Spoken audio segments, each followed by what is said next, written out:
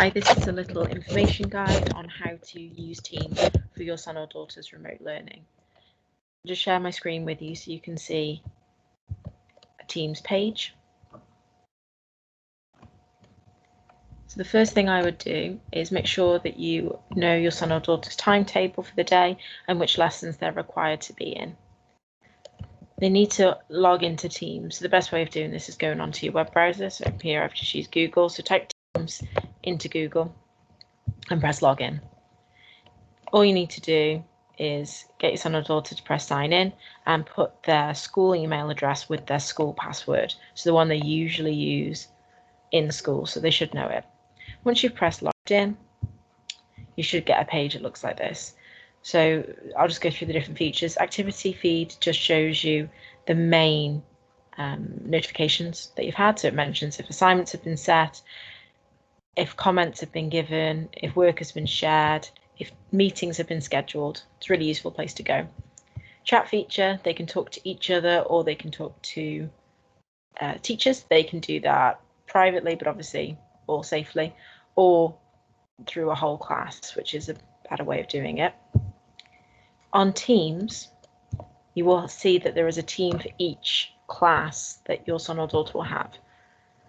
So you want to go on those teams when it's time for the lesson. So let's say Monday lesson 1 is ICT, you would click onto that team and the first thing you'll see is the general post page. On here, both students and teachers can comment and everybody in that team will see it. Really good way of asking questions to your teacher and for the teachers to share resources. So as you can see here, an assignment's been published and you can just press view assignment, it will take you there. There'll also be links to different resources that may be shared on here. If there is going to be a video call or an audio call, then if you're on this page, it will click up if the teacher has started it, and all you need to do is press join. It's really straightforward. At the top here is files. If there's any files that have been uploaded by the teacher, they'll come here. Assignments is a useful place to be. This is where any assignment that the teacher set will go.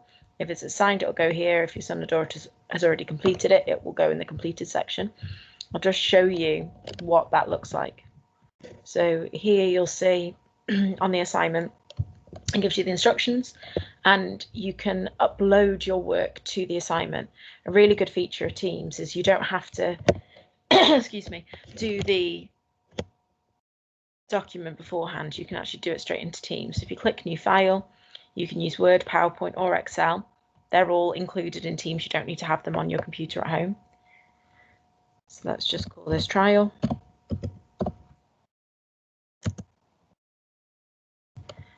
So you need to give it a name and then it will go directly to the bottom. You can double click on it and then you can edit it from this page. A good feature is you don't need to press save at all. So you can just type away, press close, and then the work is there. If you just press close, it can be edited. And then when you're ready, your son and daughter is ready, they can press hand in and it will go back to the teacher.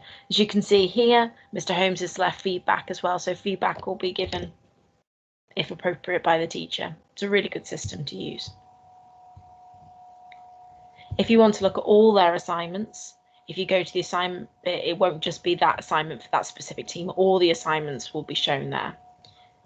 If a teacher schedules in a video or audio call, it could come up in the calendar then. So for instance, if they're only doing a video call, 1 of 2 lessons in the week, they may schedule it in advance and it'll come up on the calendar.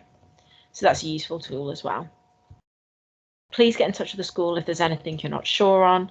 Hopefully that's helped you, and just let us know if you've got any questions. Thank you very much for listening.